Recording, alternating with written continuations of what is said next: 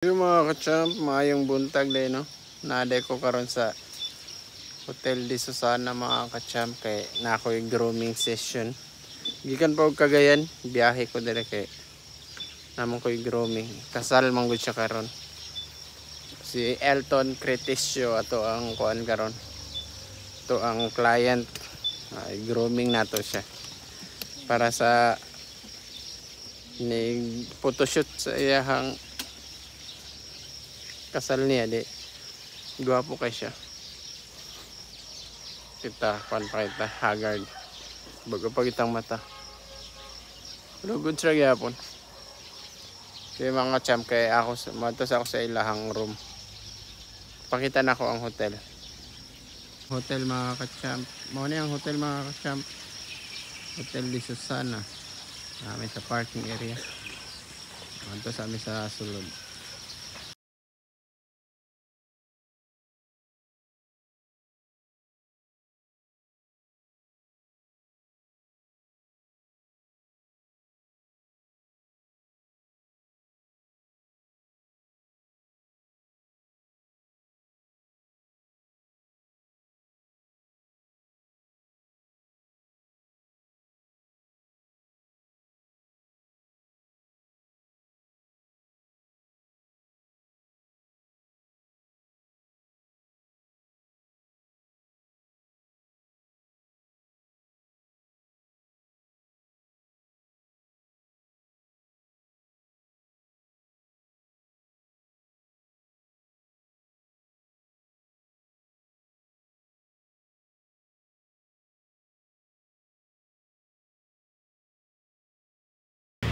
Yung mga kachampa na natadiri karon sa kwarto sa tuang client nga si Elton mo nang gown sa iyang partner sa kay ma'am na tsada kayo na partner magplaster sa din sa mga gamit diri mga kachamp magplaster sa gamit mo na ni atong gamit mga kachamp gamay ra akong gamit nga gidala mga kachamp kay nagud gikan pa mong gud Cagayan di gamay ra akong gidala nga gamit para lang ma-haircutan siya og mag-grooming.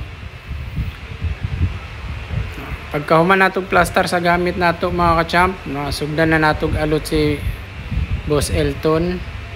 Ang akong gi-haircut sa iya mga kachamp is low fade, naka side part, naa din siya hard part sa nga sayang side. Na mo na atong tag-video mga kachamp isa ato ang partner si Mary Joy.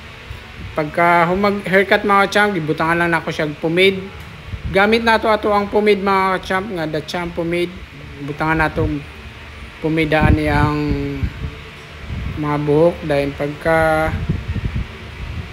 plaster muna nato daan para ma-plaster pagka humag plaster mga champ ay dayon nato blower nato daan mga champ para katong mga pomade nga atong gibutang maka-hold na daan sa iyahang buhok para ma-plaster gyud nato iyahang buhok kung mag-grooming ta sa iyahang sa mga kasal niya karon mga kachamp para gikuha ta niya para sa pag-groom sa iyaha guwapa baya kayo ang iyahang partner niya grabe gikuan gyud siya ba basta guwapa gyud kay ang partner niya ikaw lugar nga groom di ka mo sugot nga plaster pod kay mong buhok di ba mag-hire gyapon kag pare sa mga pare sa mua nag-groom sa adlaw nga kasal blower lang nato mga kachamp para ma-plaster pagka mag-blower mga kachamp gamitan na po natong pomade nato para ma-plaster na sad mo hold gyud ang pomade sa ato ang buhok sa atong client pagka mag-pomade, plaster nagbalik naka side part lang na iyang buhok mga kachamp side part na brush up so solid na kay mga kachamp para gwapo gid kay ato ang groom pagka mag-pomade mga kachamp butangan na nato og spray net mga kachamp para dili gid mulihok ang buhok sa customer ba siyempre mag-photoshoot pa baya na kinahanglan di gyud mulihok ang buhok niya para sa adto siya simbahan plaster gyapon kay ang buhok Plaster na ito mga ka-champ. Medyo alas 7 na na mga ka-champ. Nahuman may yun mga ka-champ, mahaw sa mi. Kamulo na mi, may grooming sa kong client na si Elton. Mahaw sa mi sa akong partner. Video siya. Yang sanina, followers akong buhok. Mahaw sa mi mga ka-champ na atong pamahaw dire.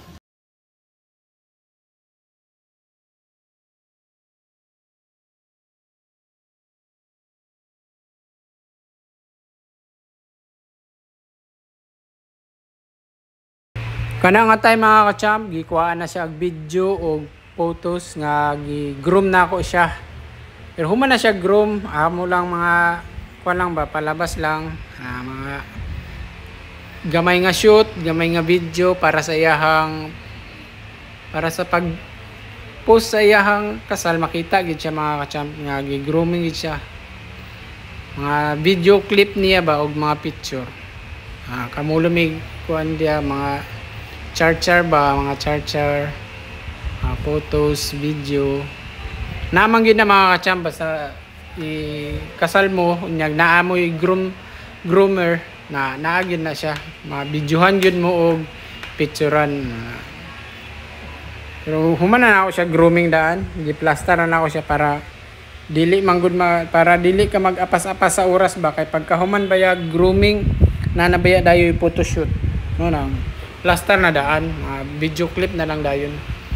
Kini ang gibuhat mga ka-champ is kuha na ako ang iyang mga gagmayng buhok sa dunggan, gamit ta og kuan kalayo mga ka-champ.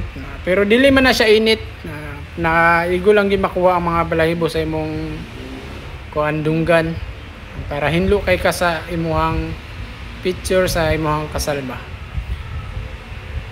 Mao na siya mga ka-champ. Mga ka-champ, human na may grooming. Uli na ako, balik na ako Cagayan mga ka-champ. Human naman akong grooming session. Bye mga ka-champ.